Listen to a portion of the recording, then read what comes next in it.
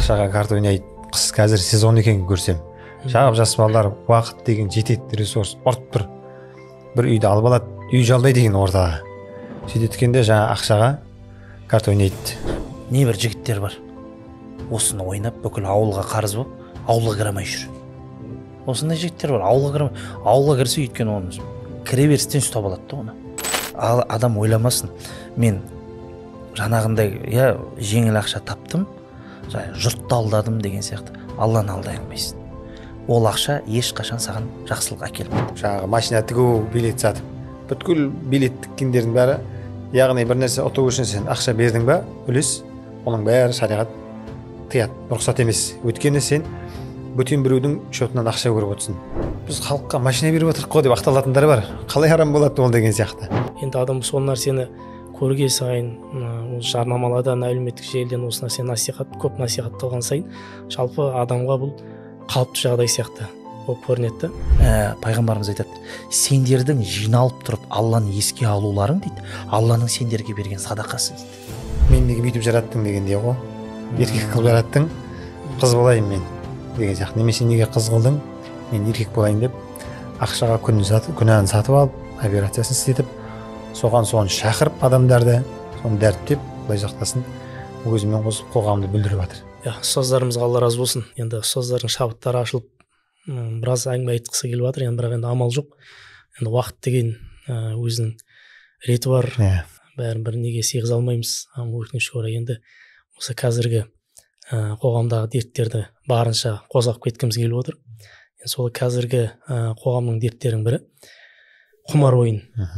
Стак біту деген қазір енді белең алып кетті. Ауылға елге келіп байқадым ғой енді, қазір қатты өте белең алып кеткен екен. Бізде құмар ойын десе, көбінесе жаңа нелер еске түсіп жатады ғой. Игровой клубтар, жаңа көптеген ақшалар деген сияқты. Казино. Қазір оның неше түрлі кетіп қалғанда, ақшаға карта ойнайды. Қыс қазір сезон екенін көрсем.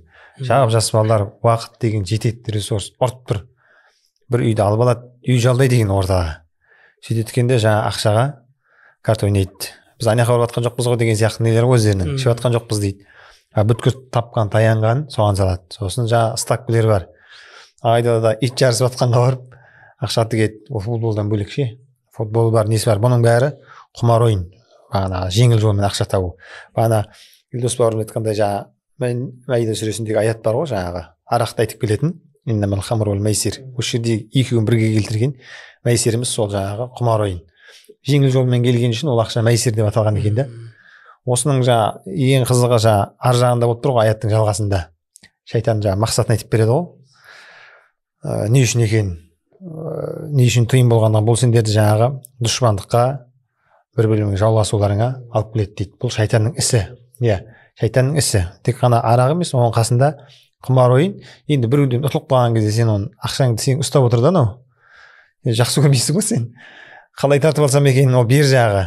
Оның ар жағында крупный сумма кетіп қалса, өлтіріп алсам деген не кетеді? Бұл сол дұшпандыққа неге алып барады ар жағы. Одан қоймай бұл сендерді Алланы еске алудан тыяды дейді. Енді ойын деген кетеді ғой, оны 12 сағаттап. Ол олма дейді, сол еске алудың ішіндегі ең маңыздысы намазды айтып жатыр да. Намаздан тыяды сендерді дейді. Кетті қанша нелер. Енді сонда да тыйылмайсыңдар ма деп Алла тағала аятты қорытындылайды. Осы жерде екеу бірге айтылып тұр да, егіз ұғым сияқты. Қоғамға беретін зияны енді адам ойнаған сайын, ұтылған сайын ақшаны қазір шығарып аламын деп қарыз үстіне қарыз алып кіре береді. Бұның қоғамға тым пайдасы жоқ жаңағының.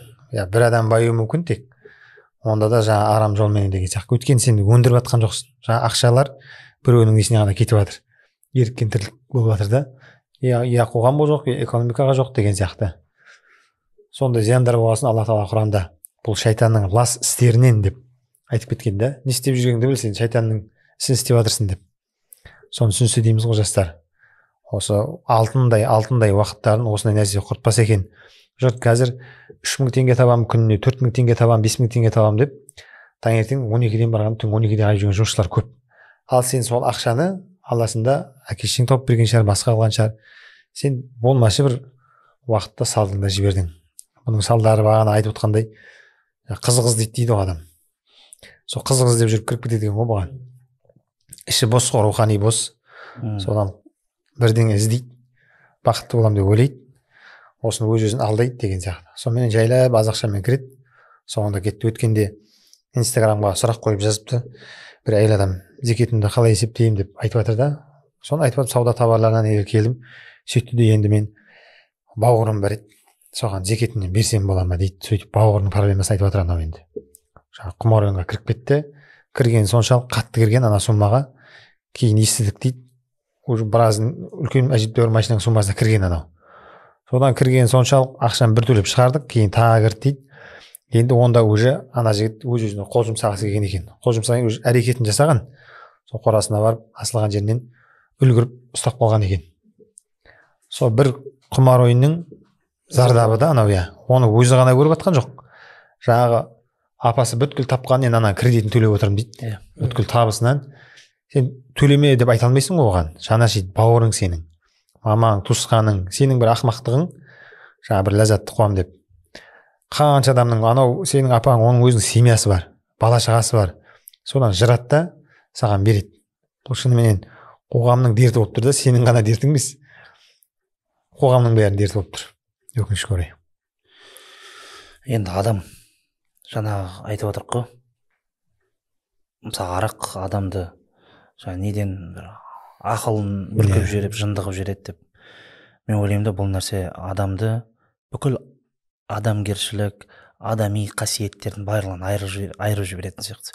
Себебі адам жеңілген кезде сабырлығын жоғалтады. Одан кейін ел жұртқа деген өтірігін айта бастайды. Қарыз алу үшін қырық өтірігін, қарыз алу үшін қырық өтірігін айтып, адам кәдімгідей сайқал актер болып кеткен ғой. Таза сайқал актер болып кетіп, әйтеуір біреу ақша беру үшін үйде, жаңа мен естідім, біраз білем, ойбай ана жерде анам операцияда жатыр, әкем өлейін деп жатыр, қарындасым бітті, соған ақша беріп жібересің ба деп, сондай біреуді өлтіріп, әйтеуір сондай бір әрекетке барып, жылап, сондай ғой. Ақша алады. Ақша алады. Қазір көріп жатырық қой, интернетте анау таксистерді поставлять ететін бір әйелдер шығып жатыр ғой. Өтірік жылап, ана кезде постанова ойнайды ғой, енді кәдімгідей кино ойнайды, өзі кішігірім актриса бар ғой.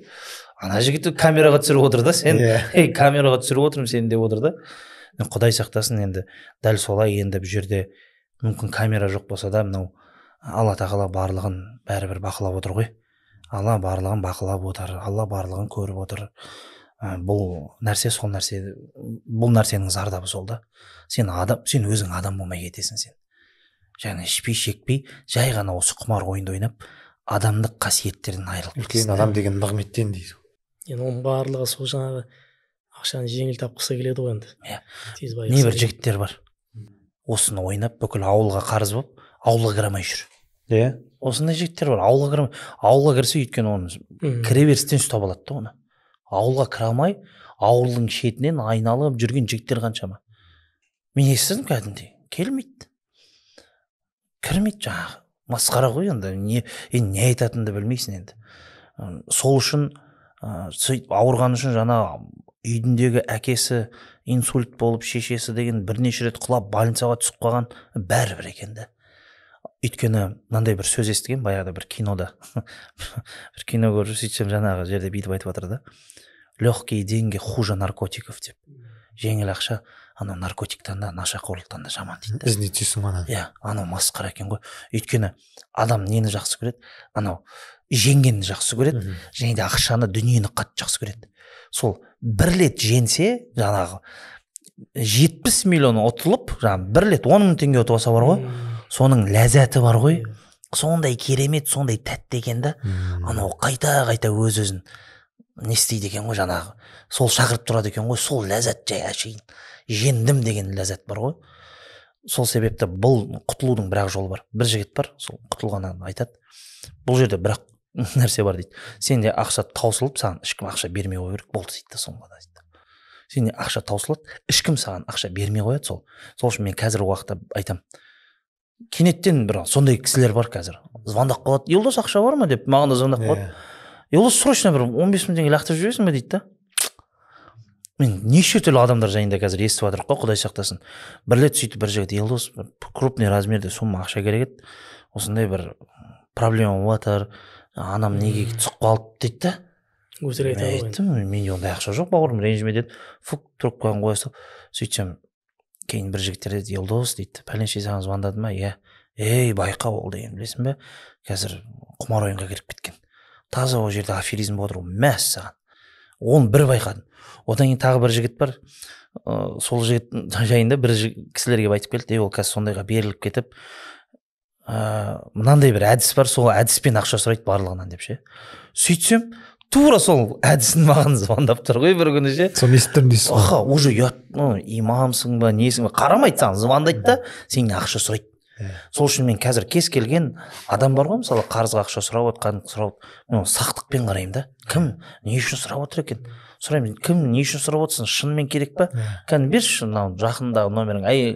Жаңағы үйде кім бар саған, жаңағы іннің номерін бер, анам бер. Жоқ, керек емес деп ше. Бір рет сөйтіп есімде мен Қарағандыда жүрмін. Бір жігіт звондайды.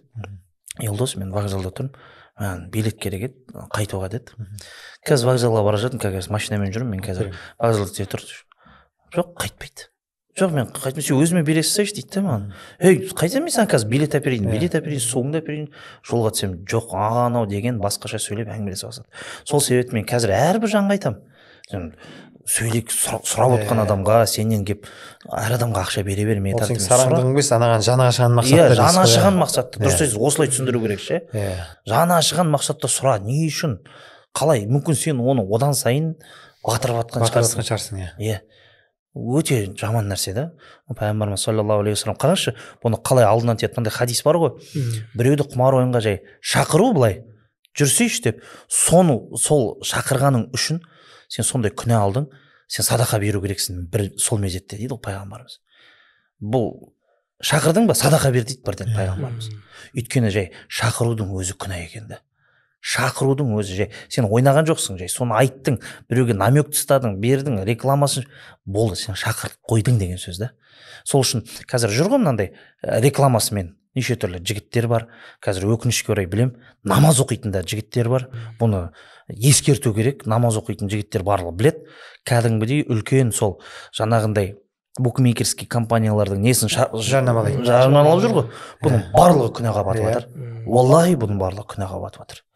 Өкінішке орай. Иә, өкінішке орай. Мен оларды жаңағындай мәз болып, осы жаңағындай жерден жеті оян тапқандай болып мәз болып тұрып айтып жатқан жоқпын. Мен ол балаларға айтып жатырмын. Пайғамбарымыз не деген? Біреуді шақырып қойсаң, бітті, сен уже садақа беру керексің деген да. Дәл сол сияқты сен уже біреуді шақырып қойдың, өзіңнің неңмен, логотипіңмен, соған реклама жасаумен, футболкаңа жазып қоюыңмен, сол арқылы барады ғой енді. Иә, сол арқылы барады ғой, көреді ғой. Адамда не болады ғой, жаңағындай 25-й кадр деп осы бір кинода айтып жатады ғой. Адам еріксіз соны көре бергеннен бір күні жаңағындай. Қаншама жігіттерді білеміз ғой енді. Жеңіл ақша тапқысы келеді ғой, ананы нормально төлейді. Мәйсер деп сол болып тұр ғой. Мен айтайын дегенім, сосын мынаны есіме түсті. Менің айтайын дегенім сосын мына нәрсе. Алла өзі қалай да? Алла әр адамның не істеп жатқанын біледі. Және де еңбекпен табылған ақшаға, ол аз болса да, Құдай ол еңбекті бағалап, ол аз ақшаға берекет береді.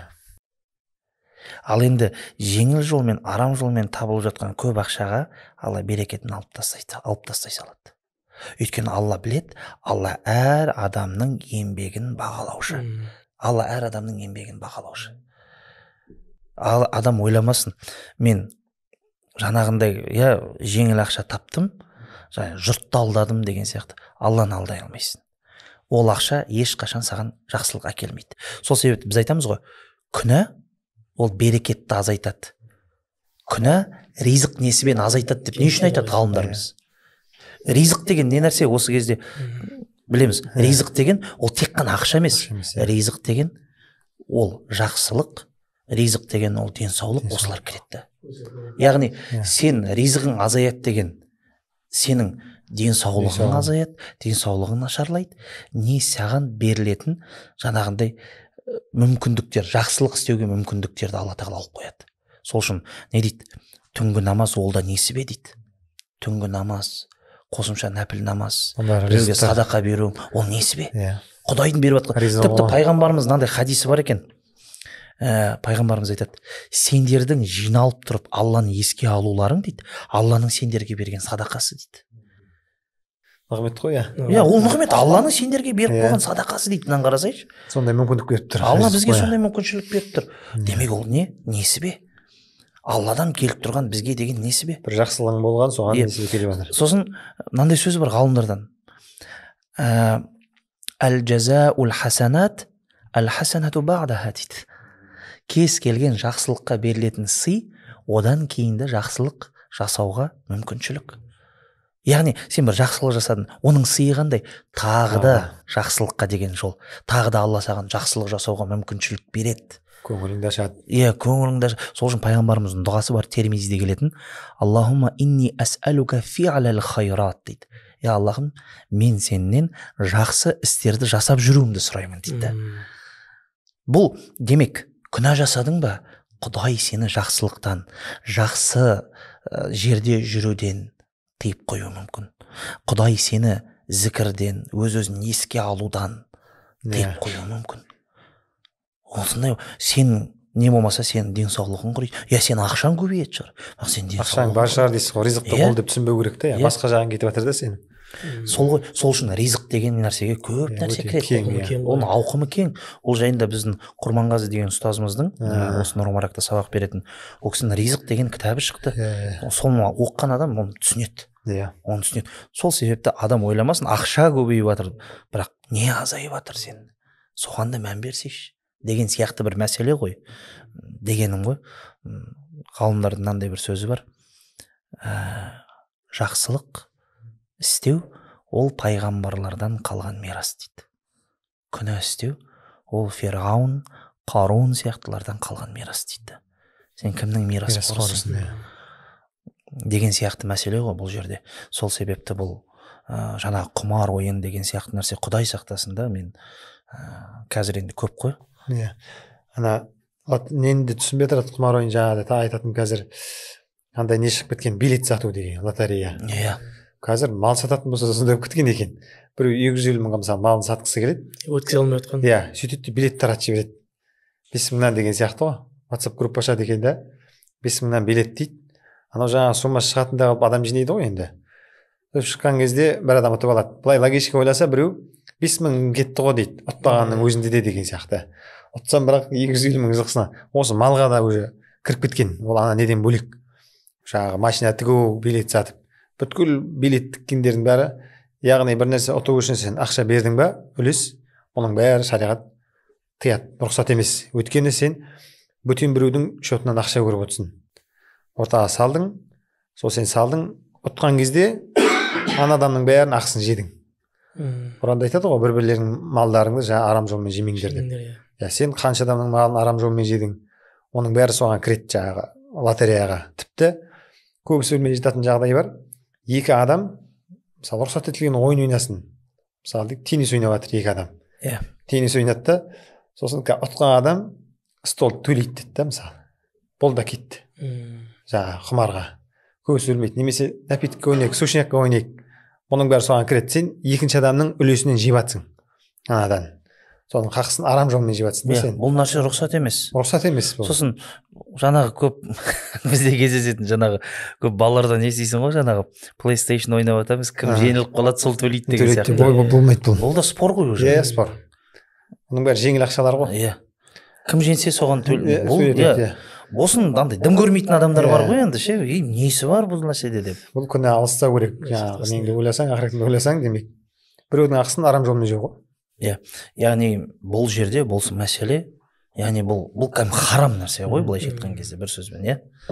Бұл жақсы мәлімет, өйткені енді көп жерде енді білместікпен бұндай нәрсеге барып жатады ғой. Осы нәрсені естігеннен кейін біз халыққа машина беріп отырық қой деп ақталатындар бар. Қалай арам болады ол деген сияқты. Иә. Бірақ бір-бірінің малын арам жолмен жеп жатыр да ол. Соны не істемейді. Өкінішке орай. Иә. Айтылу керек нәрсесінің бірі ғой енді. Дұрыс. Жоқ, жақсы нәрсе айттыңыз. Тағы бір қозғайын дегенім, ұмытып бара жатырмын. Енді қалай жаңағы екі адам теннис ойнады дедік қой, PlayStation ойнап жатыр жаңағы, ақша тігіп отыр екеуі. Соны қалай адалдауға болады? Адалдау шариғат не жолдары бар ғой. Мысалы 2 адам ойнап жатсыз, ақша тиген деп. Сонда жаңа подарка тігілмеу керек па деген нәрсе шығады. Мысалы футболдар нелер ұйымдастырылып жатады ғой, мысалы өзгелер білмей жатады. 10 команда дейді, 10 команда футбол ойнаймыз. Жаңа кіру сол сайысқа 50 мыңнан деп айтылады. Бұл уже біреу ұтқан кезде жаңа тапқан табыстар арам болады, автомат түрде. Бұған енді сырттан бір адам кіру керек тағы, 11-ші команда. Немесе жаңа 2 адам теннис ойнап жатқан болса, бір адамды кіргізеді. Ол ақша бермеу керек. Мұхаллил дейді, осы ақша бермей кіреді, бірақ жаңағы адамның мүмкіншілігі, жаңағы ойынды ойнай алатын мүмкіншілігі, қабілеті бірдей болу керек. Мысалы екеуің теннис ойнап жатсың, ақша бір ойнай алмайтын біреуді әкеліп қойып тықсаң болмайды, сенімен бәстесе алатындай болу керек. 3-ші адам кірсе, мысалы футболда жаңағы 11-ші адам кірді деген сияқты, ақшадан бермейді. Сол кезде жаңағы жігіттің ұту мүмкіншілігі бар, бірдей ойнайды. Сосын сіз біреу ұтқан адамға анау подарка болып кетеді дегендей, ананы қостыңыз, осы жолменен адалданады деген. Демек соны байқасақ, ойнап жатқан жерлерде біреуді жаңағыдай бесплатно жерге кіреді, қабілетсіздермен бірдей деген сияқты. Сол кезде бұл адал болады деген. Машалла. Қандай керемет әдіс, мынау тамаша нәрсе ғой негізінде. Мұхаллил деп қояды осыны, жаңағы адалдаудың бір несі екен. Машалла, тамаша екен, тамаша. Сондай бәрі дейтін садындар ғой деп, рейнджер деген атқаным ғой. Ойнайтындар мысалы сөйтіп ақша жинаған жағдайда бір адамды қосса, немесе бір команда деген сияқты. Бірақ шарты мүмкіншілігі сонымен бірдей болу керек та жаңағы адамның. Мысалы немесе мындай ақша тігіліп жатырады бір жерде, жарысқа қатысады. Бірақ мысалы Қайырекең сол бір ойын ұйымдастырғысы келді да, ат шабыс тағы бірдеңелер деген сияқты, күрестен ба бірдеңеден. Бірақ өзі сыйақыды 1 миллион тікті. Бірақ біздер бәріміз ақша тікпей кіреміз, жарысқа қатысамыз. Бұны алу адал. Өйткені бұл кісіден подарка. Спонсор. Спонсор. Бұндай жолдарда адал енді бұл. Сол жағынан қазір дұрыс түсінбей алып жатады деп толықтырып жіберіп жатқаным ғой. Ана PlayStation клуб өзі бір бәле тігіп жатса, сол өзі рұқсат деген.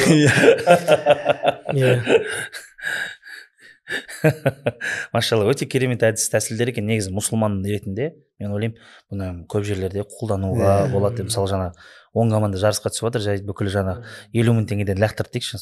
Сосын өздері мысалы тағы бір команданы таңдап, сендер тегін кіресіңдер деп ше, кәдімгі бір ойнауға бірдей қабілеті бар, өздері атына сыйлы. Бірақ зато адал болды. Адал. Күнәдан сақтанады ғой. Алла разы болсын. Енді бұны Құдайдан қорқатындар істейді. Енді жалпы енді ұстаздарымызға Алла разы болсын. Біраз мәліметтерді бөлісіп. Енді қазіргі тағы да қоғамдағы үлкен бір дерттердің бірі, бұл енді жалпы әлемге жайылған деп айтсақ, қазіргі Аллах Тағаланың өзі табиғи жаратқан жынысын жақсы көрмей, соны қаламай, оны разы болмай, оны өзгертіп, қазіргі жаңа ЛГБТ деп айтамыз ғой. ЛГБТ, соның енді жалпы қаупі, содан сақтану, оның жаңағы зияндары қоғамға. ЛГБТ деген бұл үлкен ұғым екен да, негізі ЛГБТ деген. Расшифровкасы бар екен өзінің. Л дегеніміз лесбиянка екен. Бұл қыз бен қыздың жақындасуы. Г деген гей деген. Ер мен ердің. Одан кейін жағы Б дегеніміз бисексуал дейді. Ерге де әйелге де құмарлығы бар. Ер болса әйелмен қосып ерге де қызығады. Мысалы қыз бала ерден бөлек әйелге қызығады деген сияқты. Сол трансгей деген жағы жынысын ауыстыру екен. Қыз болса ұлға, ол болса қызға деген сияқты. Қазір соңғы бір, мен өзім байқағаным, соңғы бір 3-4 жылдықта бұл өте қатты белең алып баратыр.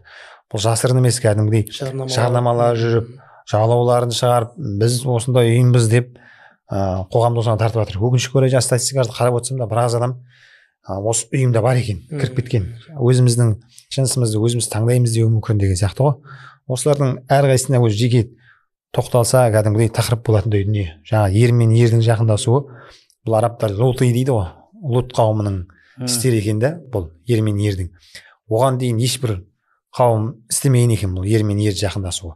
Оны сол Лот алейхиссалам да өзінің қауымына сөйлеп айтады, бұрын істелмеген нәрсені істейсіңдер ме сендер деп қауымын ескерткен екен. Апат та осы жақтан келеді, тыймағандығы үшін. Бұл сондай қауым болды, Алла Тағала жермен жексен қылып үстіне қаратып, Құдай сақтасын, осы дүниеде жазаларын беріп қойды. Ана Құранда баяндалатын оқиға бар ғой, 2 періште келеді деп. Лот алейхиссалам, олар оны алдын Ибраһим алейхиссаламнан келтір екен. 2 періште адам кейпінде келеді де, бұны қауым білет, еркекке слабый екен. Лот алейхиссалам сөйтеді, түнде жасырынып үйіне кіргізеді. Бірақ әйелі қиянатшыл, жаңағы Құранда жаман көріліп айтылған әйелдердің бірі ғой, Лут алейхиссаламның әйелі, күйеуіне қиянат қылған. Күйеуі пайғамбар бола тұра соған сенбей тескері кеткендер. Соны үйіне кіргізеді, бір әйеліне айтпа дейді. Өтініш айтпа, жаңағы неңді берем деген сияқты ғой енді. Сыйлығыңды берем, айтпа дейді. Алайда қиянат жасайды әйелі. Ана үйіне от жағады, түтін шыққан үйде қонақ бар деген сөз ғой. Түтін шығады, оппа, ана ауылға еркек келді дейді. Бүткілге Лут алейхиссалам үйіне келеді, есігін сындырардай қағады ғой. Бізге еркекті бер. Лут алейхиссалам айтады, өтініш жағылып жатыр ғой, енді менің қыздарым бар, соны некелеп алыңдаршы, сендерге не болды деп жатыр да, ермен жақындасып. Не болды сендерге? Алланың апаты келеді. Бар несі жанаба жатыр анаған, халыққа жанашып жатыр. Қазір апат келеді. Сен өзің қызыңды құрбан қыласың ба мысалы? Анау үммет жақ қауымына деген жаны ашу болған ана. Иә, менің қыздарымды алыңдар, некелеңдер. Алла тағала ер қыз қылып жаратты ғой, жұп-жұп қылып дейді. Аналар көнбейді. Сонда Алла дуа қылып, аналардың көздері соқыр болып деген сияқты. Қайтып келеміз деп айтады. Сол түні Алла тағала олардан құтқарып жібереді. Осындай басталған нәрсе, Алла сақтасын, қазіргі күнімізде де еркек пен еркек жай үйленіп, жақындасып деген сияқты қатты билең алып бара жатыр бұл нәрсе. Тіпті жаңағы лесбиянкалерге тоқтайтын болсақ, жаңағы қыз бен қыз не істеуге. Енді ол жерде шынайы жыныстық қатынас жоқ қой, просто аймаласады деген нәрсе орын сұрақ тууы мүмкін да. Пайғамбар салам да бұл туралы хадис айтады екен. Әйелдердің бір-бірлеріменен жыныстық қатынасуы бұл зина деп келеді екен. Демек, сен де зинақор болдың. Жаңағы шынайы қатынас болмаған шығар деген сияқты ғой, бірақ аймаласуың, жыныстық нәрсені істеуің, бұл да шариғатымызда тыйым нәрсе. Ал енді оның аржағында жаңағы жынысын өзгерту деген нәрселер, оның аржағында айтпаса да Құдайға жаңағы мен неге бүйтіп жараттың дегендей ғой, еркек қылып жараттың, қыз болайын мен деген сияқты. Немесе неге қыз қылдың, мен еркек болайын деп ақшаға күнәні сатып алып, операциясын істетіп, соған соны шақырып адамдарды, соны дәріптеп, Құдай сақтасын, өзімен қосып қоғамды бүлдіріп жатыр. Шынымен айтарлықтай бұл қазір өте қатты өршіп тұрған дерт болып тұр. Бірақ енді қалалық жерлерде қатты кетіп тұр, ауылдық жерде мән бермеуі мүмкін бұған. Ата-аналар келеді дейді, жынысың ба, бұндай біздің мәдениетімізге келмейді ғой деп ойлауы мүмкін. Бірақ бір жерде басталды ма бұл нәрсе жайлап келеді ол. Сондай түсініктегі адамдар шығады қоғамның да, Алла сақтасын. Соның алдын тыйып отырсақ, халық болып әдемі нелер шығар еді, тыяр едік. Енді мен бұл негізінде бар ғой. Енді біздің Алла разы болсын, қазақта бізде қоғамда бұл негіз жат нәрсе ғой, енді өте жат, өте, бірақ ондай адамдар негізінде бар ше. Сосын ол жат болғаннан кейін өздерін айта алмайды негізінде. Просто олар жаңағыдай закрытый жабық группада ма, жабық бір чатта ма, соны бір өздері ғана біледі. Сондай нәрсе бар да, енді Құдай сақтасын. Сол себепті әр адам өз үйінде не болып жатқанына қарасын. Әр отбасы өзінің іштегі адамдарына өздері жауапты бақылауға алсын деген сияқты мәселе ғой. Сосын бұл қарап отырсам, Құранда бар ғой, шайтанның анандай несі бар да, мен мыналарды істеймін бәрібір деп Құдайға айтып кеткен уәделері бар да, соның ішінде міндетті түрде Алланың жаратылысын өзгертем дегені бар екен да. Соны бүйтіп ойланып қарасаң, бейне бір осы кеп тұрған сияқты да. Алланың жаратылысы, Алланың табиғи бір адамдарға заңдылық қойған құбылыстарын барын өзгертуге тырысып, адамдардың арасында жаңағындай не ғой, фасад, фитна, шайтан мағын Құдаймен ерегісіп осыны істеймін деп тұр ғой. Иә, соны істеймін деген түрі ғой. Соны істеймін деген түрі және де жетіп жатыр. Соншалықты жұмыс істеп кетіп жатыр.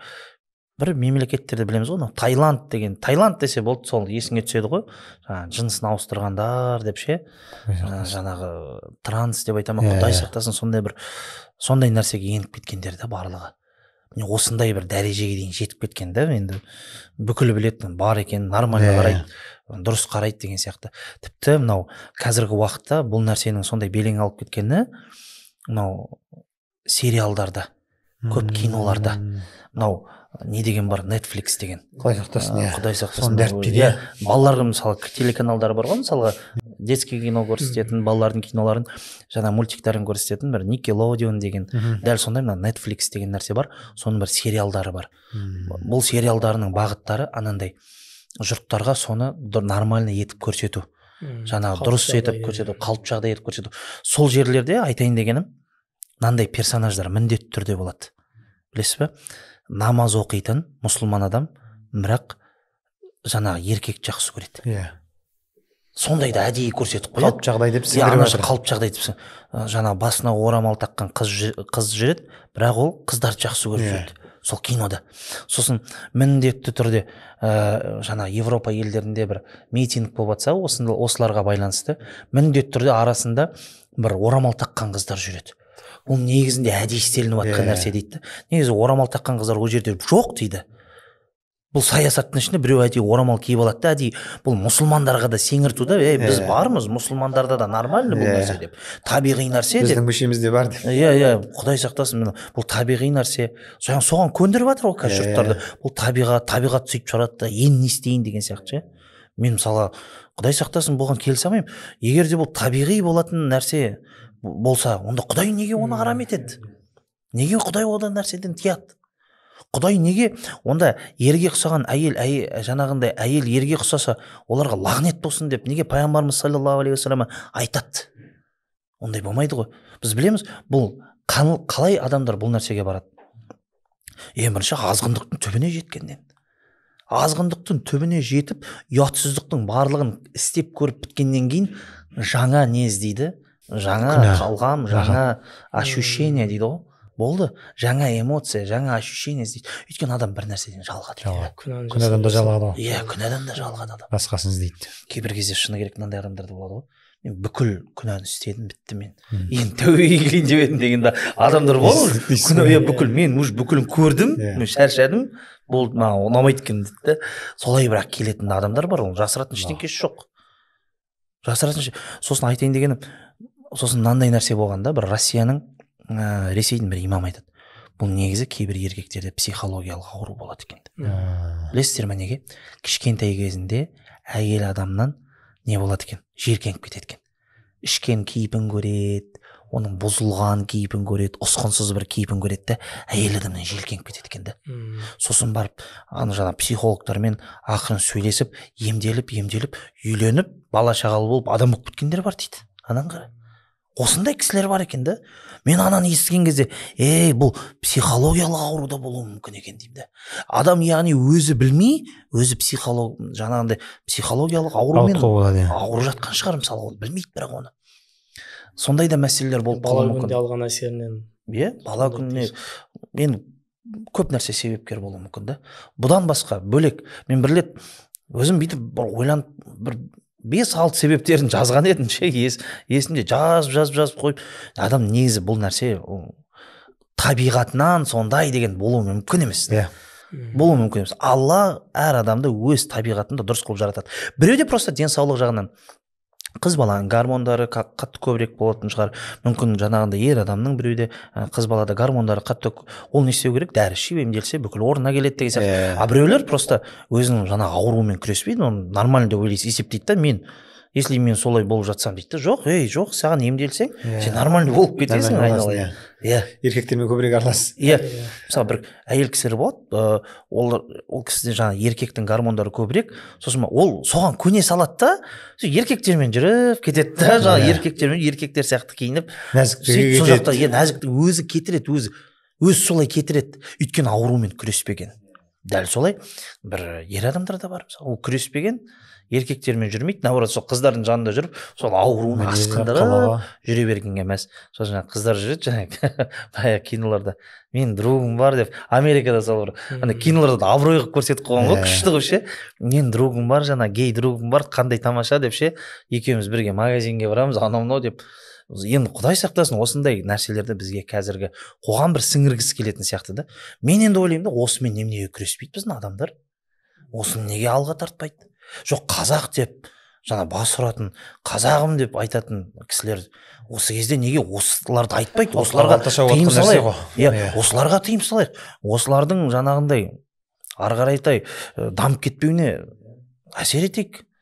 қазағымызды сақтап қалайық. көпшілік болып деген- күресейік дейсіз ғой. енді жалпы дұрыс айтасыз, сен жаңағы сөзіңізді айтып жатсыз ғой. Бұл енді насихатталып басында енді ең алғашқы осы нәрсені естіген кезде адам тұрпайы болғандықтан шошып қарайтын еді да бұл нәрсеге, құдай сақтасын деген сияқты. Енді адам сол нәрсені көрге сайын, осы жарнамаладан, әлеуметтік желіден осы нәрсе көп насихатталған сайын жалпы адамға бұл қалыпты жағдай сияқты болып көрінеді да. Сондықтан енді жаңа дұрыс айтып отырсыз, бұл нәрсе бұның жаңағы зиянын жалпы болашақтағы ұрпақтың несіне жаңағы көбеюіне, дамуына жалпы өзінің Еуропада да зияны бар екенін, Еуропада да қоғам қайраткерлері болып ұстаздар бар, барлығы осы нәрседе негізі насихатталу керек, дұрыс емес екендігі. адам санының азайып кетуі деп айтып жатады ғой жаңа Еуропада.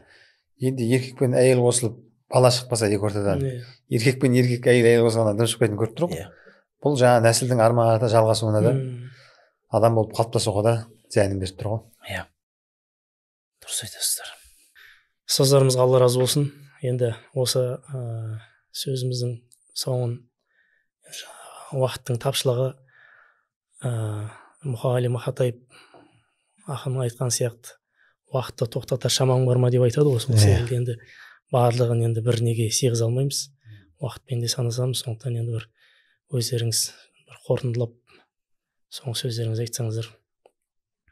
Енді біріншіден біз не үшін бұның барлығын айттық? Біреудің қателігін ашып тастап, біреуді нұқып шұқып, мақсат ол емес. Біздің мақсатымыз тек қана біреуге пайдамыз тиіп қалса, бір адамымыз, бір бауырымыз зиянды әрекеттерін тастаса, жақсылыққа бел буса деген сияқты ғана бір ой бар, ниет бар. Бұл біріншіден. Екіншіден, бұл біздің жаңағы айтып жатқан күнәлардың барлығы бір-бірлерімен өте қатты байланысты. Себебі сол арағын ішкен адам нашақорлыққа да барады, зинаны да істейді, кейін жаңағындай құдай сақтасын құмар ойындарға да тап болып жатады. Және де сол өмірдегі бүкіл күнәларды көргеннен кейін, істемеген күнәсі қалмағаннан кейін, құдай сақтасын жаңағындай да ел жұрт естімеген қазақ даласына жат болған сондай бір нәрселерге де барып қою мүмкін. Сол себепті азғындықтың арты тек қана азғындық. Айтады ғой, шынымен де бір күнә ол артынан міндетті түрде тағы да күнәларды тартады. Мысалы, анда бір күні өтірік айтып қойсаң, артынша тағы да өтірік айтуға болады, біреу тағы өтірік айтып отырса, мен 10-15 адамға қалай өтірік айтып тастағанымды білмейсің. Сол себепті Алла тағала Құранда бізге де ескертеді ғой, қулу қаулан садида болды. Шын сөз, тура сөз айтыңдар, қай жерде болсаңдар, қай жерде тұрсаңдар да деген сияқты мағынада. Бұл екінші бір мәселе. Үшінші, менің айтайын дегенім, өмірде жақсы нәрсе табуға тырысыңыздар. Өмірде өз-өзіңізді пайдалы нәрсемен шұғылдандыртқызып, кемі өз мамандығыңызбен айналысып, соған қызығыңыз. Істеп жүрген жұмысыңызға мағына беріп, мән беріңіз. Құдай үшін, Алла үшін десеңіз, жұмысыңызға деген Алла тарапынан жеңілдік, көмек, жәрдем сезесіз, және де өзгелерге көмектескеннен үлкен бір сауап алып атқаныңызды, Құдайдың алдында дәреженің өсіп атқанын байқайсыз, өзіңіздің жұмысыңыздың жеңілдегенін көресіз ғой, былайша айтқан кезде. Ол кемі жай өзіңнің жұмысыңның кішігірім фанаты болу, былайша айтқан кезде. Мен бұны не үшін айтып жатырмын? Себебі сен өзіңнің нәпсіңе пайдалы нәрсені тауып бермесең, шайтан сенің нәпсіңе зиян нәрсені тауып береді. Зиян нәрсе тауып береді, пайдасыз нәрсені тауып береді. Ол өте оңай. Ол соны қалайды. Сол себепті осындай бір нәрселерді айтқым келіп отыр. Алдағы уақытта бәлкім жақсы бір тақырыптарда кездесе берейік. Алла разы болсын. Солай болғай. Достарымызға алла разы болсын, шақыруды қабыл алып, Алла сауаптан жассын, осы үмметке пайдалы болсын. Қоғамның дерттері деп айттық қой. Шариғатымызда жаңа қағида бар ғой. Дәрул мәфсада әулә мин жәлбил маслаха дейді. Зиянды қайтару, ол пайда әкелуден алдын бірінші іске асу керек. Біздер дұрыстаймыз деп, мысалы, тәрбиелеп атамыз ғой. Бірақ одан алдын жаңағы ауруын жасырған өледі деп сөзіміздің басында айтқандай, бұл дерттерімізді бар екенін бірінші көрсетіп біліп алсақ содан жайменен тыйыла аламыз деген мақсат қой.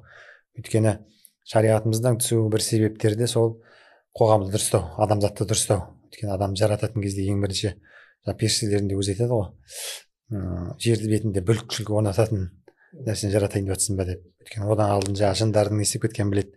Демек шариғаттың мақсаты осы жер бетінде тыныштық орнау, күнә орнамау деген сияқты. Сол мақсатта болып отыр. Алла тағала айтқан сөзімізге сауаптан жазсын, қоғамымыз түзелсін иншалла. Әмин, айтқандарыңыз келсін. Енді Енді осы дерттер, осы жаңағы қозғалған күнәлар жалпы білуіміз керек, өзімізге ғана емес, оның жақындарымызға, қоғамға, оның әсерін, зиянын тигізетінін білуіміз керек. Және сол нәрсені ой елегімізден өткізіп, содан сақтануды Алла баршамызға нәсіп етсін иншалла. Бүгінгі подкастымыз осымен тамам. Осы каналымызға тіркеліп, лайк басып, пікір жазыңыздар. Алла баршамызды келесі подкастта аманшылықта жүздесуді Алла баршамызға нәсіп етсін.